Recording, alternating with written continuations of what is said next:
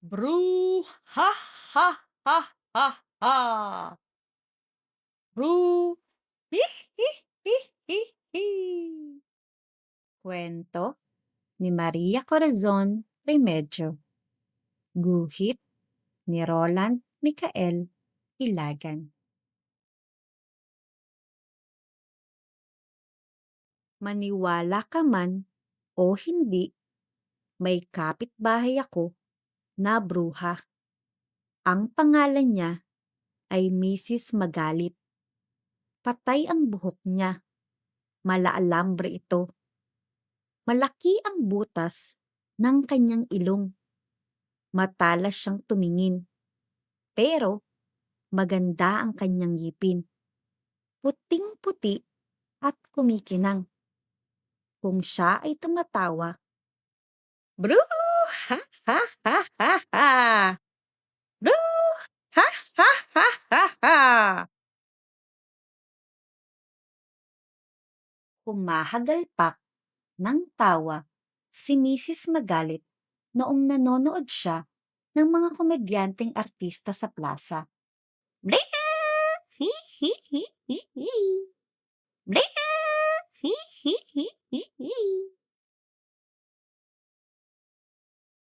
Napabungis-ngis si Mrs. Magalit noong nagkwentuhan sila ni Aling Mila. Kapag natutuwa si Mrs. Magalit sa mga bata, naiipit ang tawa niya. Bru! Hi hi hi hi hi! Bru! Hi hi hi hi hi hi! Humahagikik siya habang kinukurot ang mapintog kong pisngi. Bakit ko nasabing bruha si Mrs. Magalit? Hindi dahil mukha siyang bruha at ibang klase siyang tumawa, kundi dahil hindi siya pumapasok sa bahay namin kapag may walis sa pintuan. Sabi ni Lola, sumalangit nawa ang kaluluhan niya. Ang mga bruha't bruha ay takot sa bahay na malinis. Panangga laban sa kanila ay walis tambo sa may pinto. Mayroon pang dahilan. Kaliwang kamay ang pansubo ni Mrs. Magalit. Ganyan daw ang mga bruho't bruha kung kumakain, sabi ni Lola. Hindi ako talagang takot kay Mrs. Magalit. Ayoko lang siya makita sa gabi. Kapag malalim na ang gabi at nanonood siya ng TV. Nakakakilabot siyang tumawa. Bru! Hu! Hu! Hu! Hu! Hu! Bru! Hu! Hu! Hu! Hu! Hu! Dumadagundong ang malulutong niyang halakhak. Para tuloy, naramdaman kong nanginig ang lupa.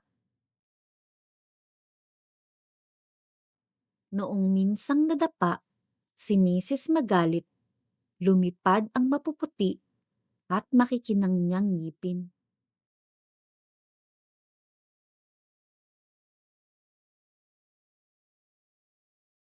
Bru! Bru!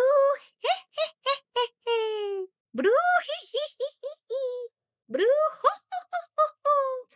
Naghagalpakan, hagik-gikan at halakhakan ang mga salbahing taong nakakita sa kanya.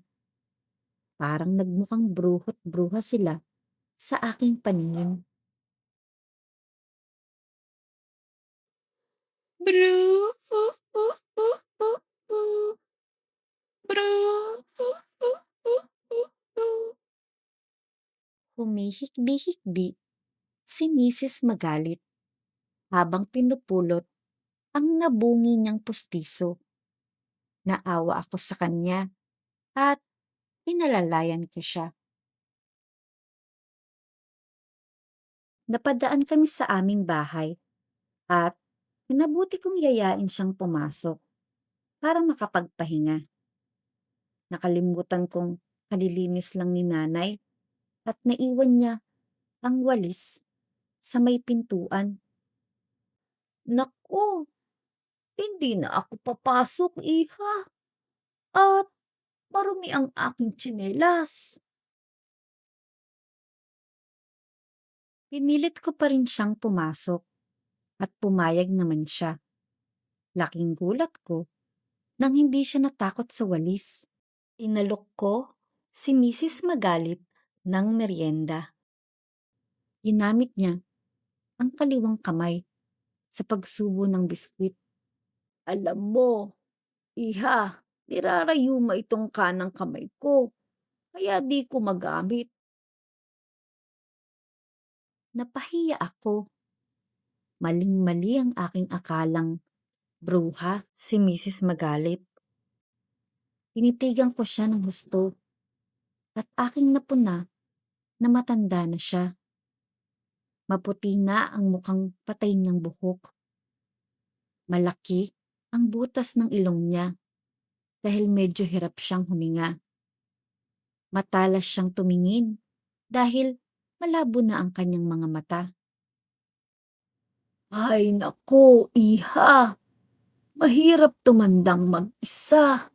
Wala na akong asawa, walang anak, at walang apong tulad mo.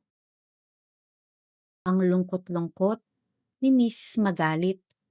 Kaya, binuksan ko ang TV para siya ay maaliw.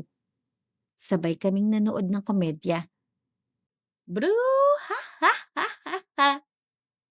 Ang hagalpak niya. Bru! He he he he he! Ang bungisngis ko. Bru! Hi hi hi hi hi! Ang hagikgik niya. Bru! Ha ha ha ha ha! Ang halakhak ko. Bru! Hu hu hu hu hu! Ang palahaw naming dalawa nang magkanda iyak na kami sa katatawa. Simula noon, hindi na bruha ang tawag ko kay Mrs. Magalit, kundi Lola.